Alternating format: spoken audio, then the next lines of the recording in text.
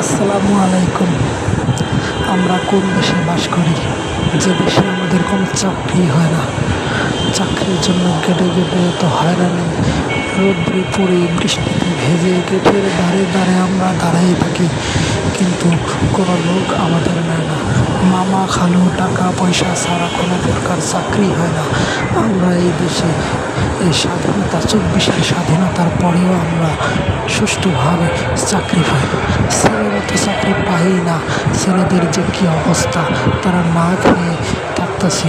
মনে হচ্ছে বাংলাদেশে বাস করতে গেলে আমাদের ছেলেদের ভিক্ষা করে খেতে হবে, তাছাড়া আমরা চাকরি পাবো না। কারখানার মালিকরা আমাদের দেখতেই পারে না, কারণ আমরা কী দোষ করেছি? আমরা শুধু চাকরি চেয়েছি, চাকরি আমাদের দেবে না। আমরা এত অপরাধী কেন?